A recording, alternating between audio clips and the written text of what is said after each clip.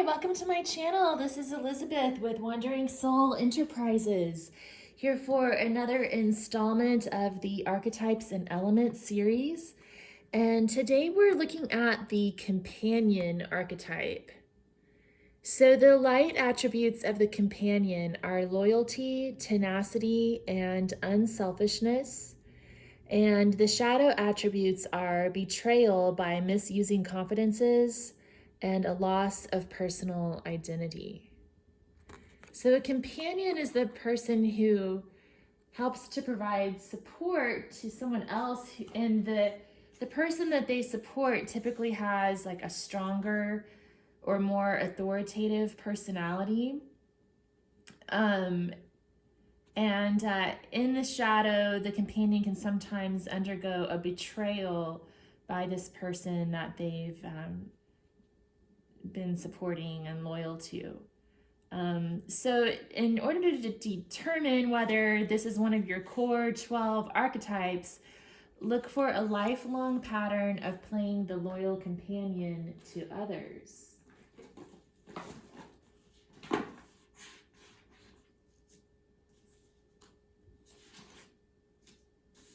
Yeah, so some other words to describe the companion are friend, sidekick, right arm, and consort. And rather than like a sexual role, a companion usually plays more of a platonic or a friendship type of role in someone's life. Okay, so let me go ahead and dig into this. So for the element of earth, we have card number 2, Sunflower Queen.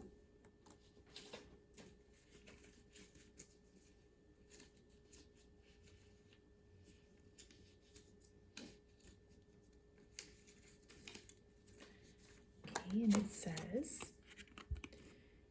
the beauty of her aura is flowing in every direction. She is very rarely seen, endlessly carrying out her duties. She is very much connected to the geometric angel who builds form, all the time receiving and distributing her power to crops. Suggestion: she is a teacher who works on a very high vibration.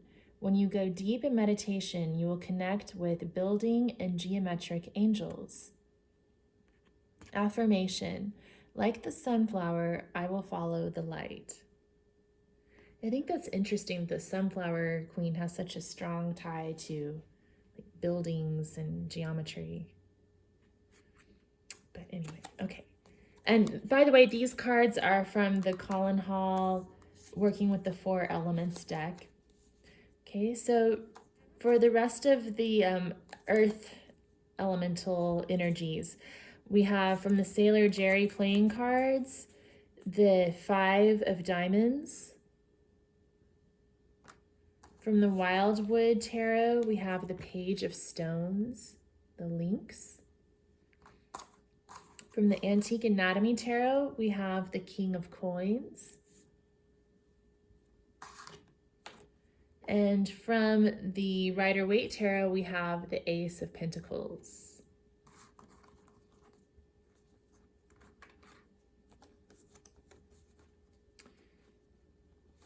Yeah, so I see like maybe what I'm getting from this is that the companion archetype might sort of rely on a stronger, more authoritative figure. I'm kind of seeing that in this King of Coins, and possibly for look as a way of looking for stability and yeah, for kind of like leaning on this stronger character to give them a sense of support and stability. And so the Page of Stones offers their services to help this King of Coins, and they're willing to take a smaller role in the relationship in exchange for that sense of stability and protection that they're getting. But with the 5 of Diamonds, we have a warning that, you know, what if the King of Coins decides to cut off the relationship in some way, or has to move or whatever, then this page of stones is left all alone, abandoned, betrayed. So I think that this is bringing us like the beginning of the story, for some of the underlying reasons that someone may lean onto this companion archetype, and then also the warning that it bears with it that can go into the shadow attribute. So from the element of air, we have card number 2, the green angel.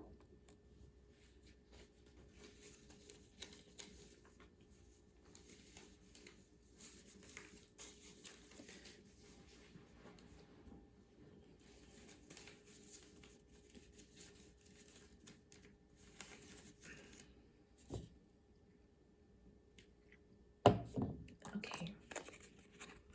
Oh my goodness. So the green angel, the angel of growth, is the angel of growth and balance.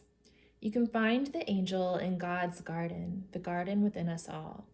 When you link with the green angel, she can help you find the peace and understanding, the understanding of the positive and negative emotions that are fighting each other. She helps bring back the harmony and to understand that the great power that lies deep within us all. The green angel will bring the power to germinate the seeds within our soul. As the seeds begin to grow, so the power of peace and the pathway to God starts to blend within, like the flowers in God's garden. Suggestion: meditate on the color green and visualize and breathe in the color. Affirmation: I will work in the peace of the Lord. So definitely picking up on a strong need for balance when you identify with a companion archetype, and a need to touch base with the power that lies within. You know, here in the earth stack, we were talking about how this page of stones exchanges his power in order to get protection from the king of coins. But the green angel is reminding us to rely on our own inner power. Also from the element of air, we have the 4 of spades from the Sailor Jerry deck.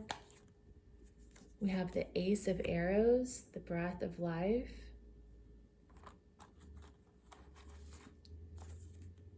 We have the Page of Blades. And we have the 2 of Swords. So with the 4 of spades and the 2 of swords here, it's definitely like a call to pull back your energy and go within, take the space that you need for yourself. With the Ace of Arrows and the Page of Blades, is about seeking the truth in any situation and really trying to see things clearly. So it's kind of like almost like a wake-up call. The 4 of spades is actually associated with sleeping, and then this 2 of swords has a blindfold on. So these cards, the figure usually has their eyes closed. They're not seeing the full situation, but they are contemplating and thinking and taking space for themselves. With these 2 cards, it's about opening your eyes and seeing the truth in front of you.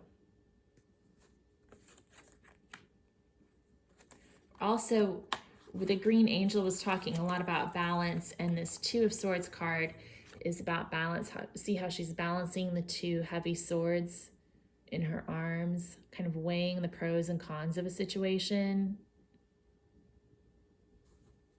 Okay. So what do we have here? In the fire stack, we have card number 11, Fire and Water.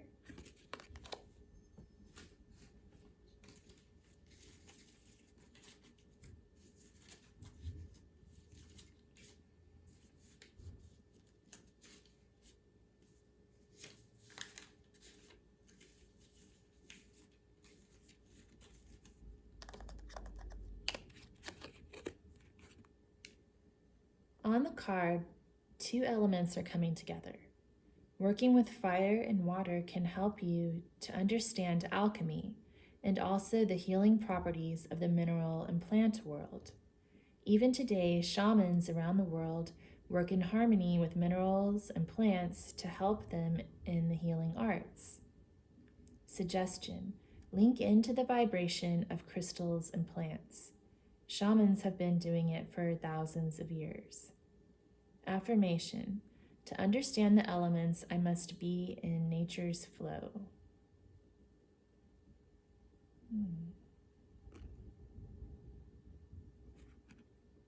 So balancing two things that seem to be oppositional forces. And alchemy can also mean like the transformation of the soul. So we have the Nine of Clubs, the King of Bows, the Adder, the Ace of Rods, and the Six of Wands.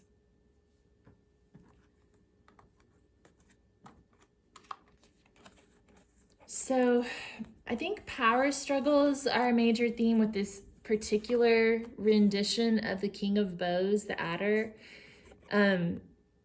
At first glance, it kind of looks like these snakes are involved in some sort of a mating dance, but what they're actually doing, these are all males and they're struggling for dominance. So I think that power struggles are a big thing coming up here. And I think with this Ace of, well, let's go with the nine. With the Nine of Clubs, it's encouraging you to be on guard, set healthy boundaries, to stand up for yourself. And then with the Ace of Rods and the Six of Wands, what I'm getting here is to identify how you define success for yourself. You know, the Ace of Rods is that potential power of the fire energy. So it's about passion. What are you passionate about? What kind of actions do you want to take in your life? And then the Six of Wands is about pursuing those goals and achieving success for yourself. And I think that this stack is asking you to question, like, do you define your success based on what you do for yourself, or do you define your success based on how you're seen in the eyes of others, particularly if you're identifying with the companion archetype? Define your success in how you please this stronger personality who's playing a role in your life.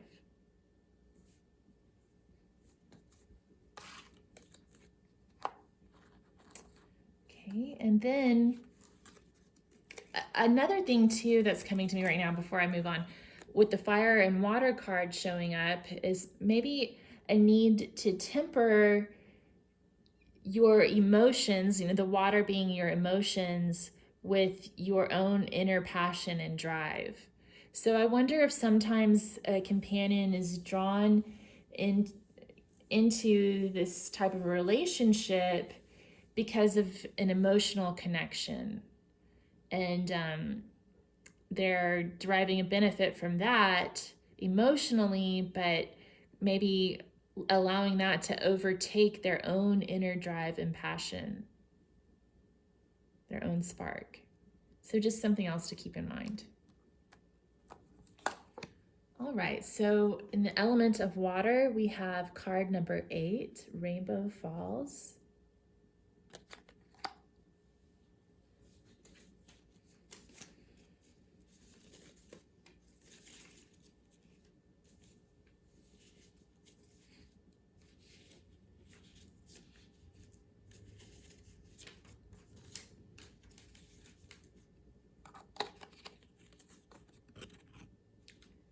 We can go into spiritual places in our meditations where all the elements are.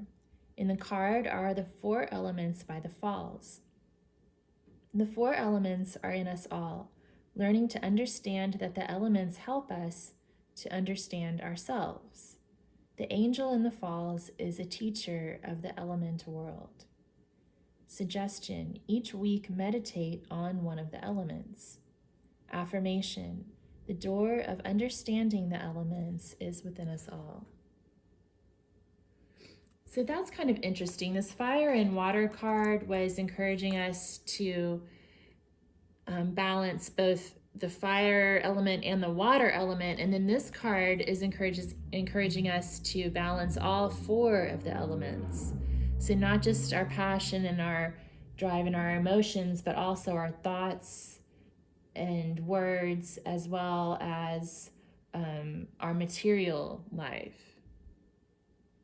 To basically seek a very well-rounded, balanced life for ourselves. We also have the Five of Hearts, the Eight of Vessels, the Four of Elixirs, and the Five of Cups again. Wow. So yeah, these are all, these cards are kind of telling me that there may be some sorrow to deal with, maybe missed opportunities.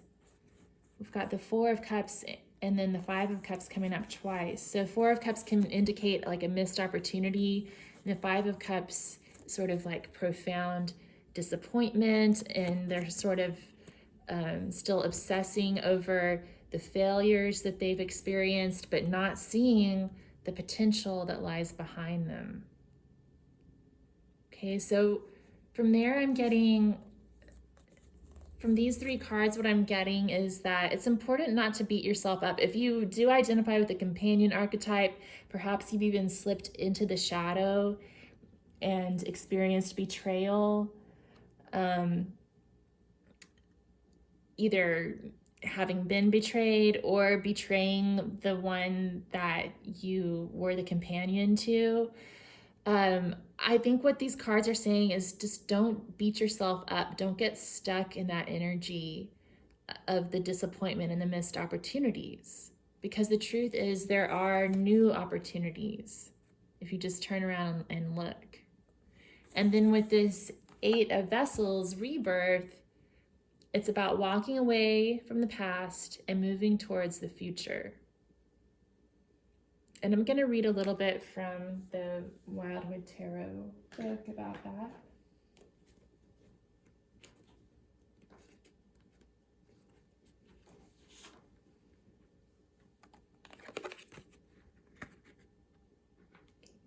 By looking at the past, acknowledging our mistakes, and learning from them, we grow and attain new wisdom.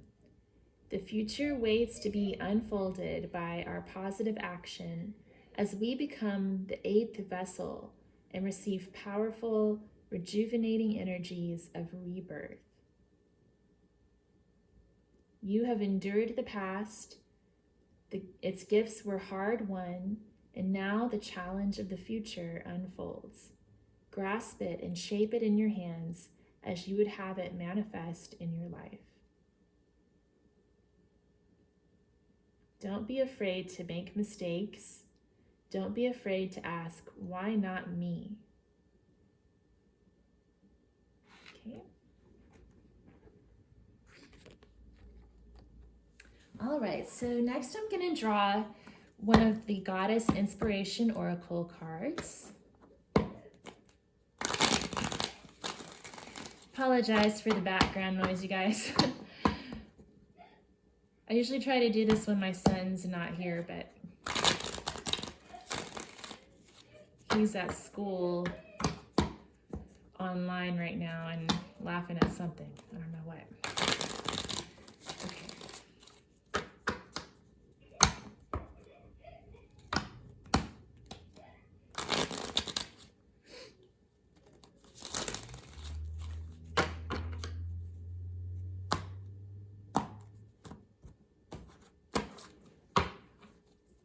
Okay. Oh, wow. That came out right away.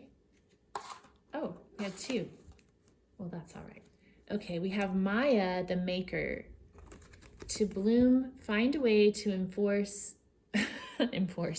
To bloom, find a way to embrace the magic around you. Okay. We also have Annapurna, goddess of harvest. A harvest awaits you. Enjoy it. Wow, that's really cool. Like, so many good blessings are right there. It kind of reminds me of what we were just talking about here. Like, you turn around, a harvest awaits you. Find a way to embrace the magic around you, and that will help you to bloom. I think I want to read about Maya, because this companion archetype makes me think about someone who just needs to bloom into their own, you know, and maybe Maya has something to say about that. So Maya is the goddess of renewal, spring, and magic. The name of Maya, the Greek goddess of spring and rebirth, means the maker. Every spring, this goddess is believed to make the grass and flowers grow again. She is also praised as the grandmother of magic because her son, the god Hermes, discovered that mysterious art. Shy Maya was said to live alone in a cave on Mount Selene in Arcadia. Though she led a humble life, she did not escape notice. The god Zeus observed Maya's extraordinary beauty and came to her one night. From this nocturnal encounter, Maya conceived Hermes. As soon as he was born, Maya immediately knew her son was a genius. While still a baby, Hermes created the first lyre by stretching strings across a tortoise shell, and the first panpipe from marsh reeds. Besides being the first magician, Hermes is credited with the invention of medicine, astrology, and letters. To bloom, find a way to embrace the magic around you.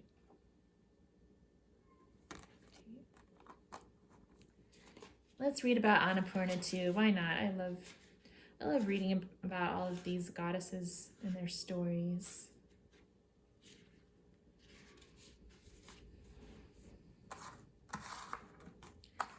And so with her, I'm getting more of this earth energy, being able to support yourself and your own material needs. So let's see what this says. So Annapurna is associated with nourishment, generosity, and the harvest. Many Hindus believe that Annapurna helps create food to nourish the world. Often honored at harvest festivals, this generous goddess is depicted in beautiful statues and paintings as sitting upon a grand throne offering food to a small child. As an avatar or incarnation of the mother goddess Durga, Annapurna represents the bounty that the world seeks to offer us. Sometimes when a delectable meal is offered, we distrust the bounty spread before us.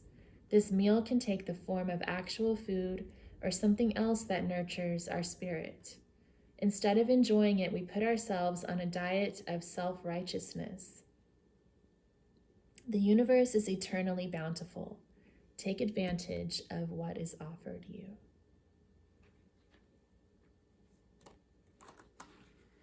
Okay. So let's pull some cards from the Gods and Titans Oracle.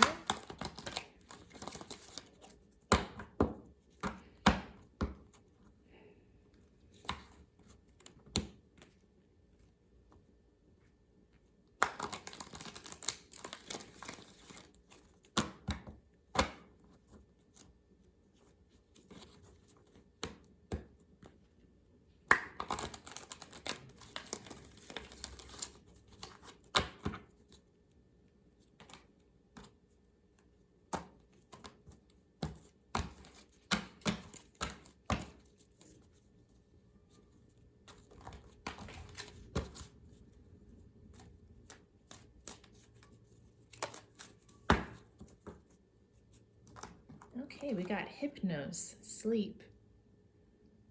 So this card is about self-care, getting the rest that you need. We did have the Four of Swords come up in the earth pile.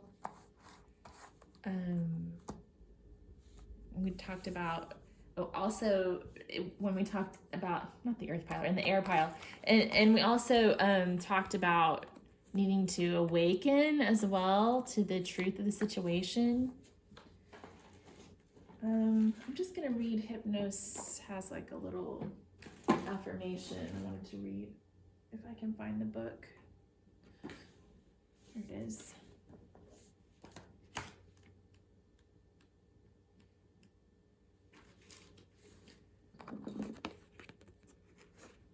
Okay, being aware and spiritually awake is vital to developing our highest potential.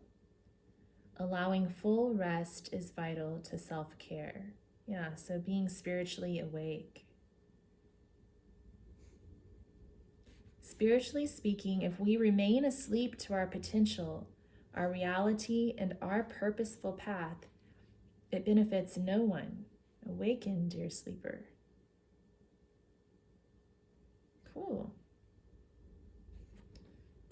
So yeah, it's time to awaken to your spiritual path. What are you feeling called to do? Embrace the magic around you and enjoy the things that are being offered to you. All right, let's see what we get from the Major Arcana.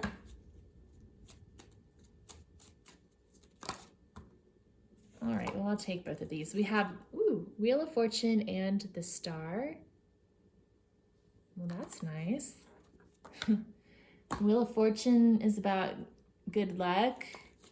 And then the Star is about wish fulfillment.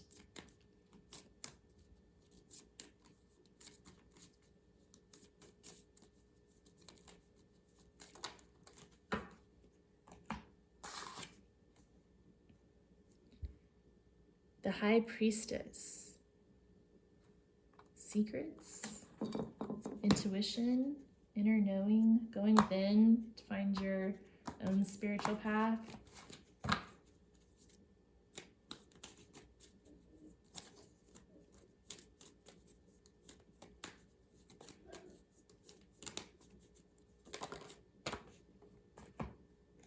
And then we have card number 2, the Seer. So she's the same as the High Priestess. Again, going within to find your own inner wisdom. And I feel like what is coming through here is that the companion needs to go within, listen to your own intuition, find your own spiritual path. And when you do, your wishes will come true. You can wake up and everything you've been dreaming of can come true. Let me just see if I want to read. I'm reading from all the books today. I don't know what the deal is, but since the High Priestess came out twice, I thought it might be nice to read what the authors had to say in the companion books. So from the Antique Anatomy Tarot,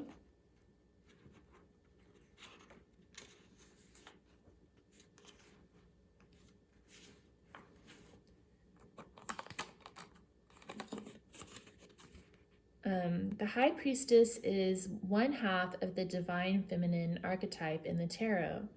The other is the Empress. She represents the natural instinct that we all carry inside us. The High Priestess loves to give messages via the subconscious, so pay attention to gut reactions and dreams in order to find answers. She wants you to get in touch with the spiritual aspects of your life. So her appearance asks that you embark on a spiritual quest in order to unlock the secrets that surround you. She could also be appearing as a warning that someone in your life is deceiving you, and it will take self-reflection to figure out who that is. All right, and then the Seer.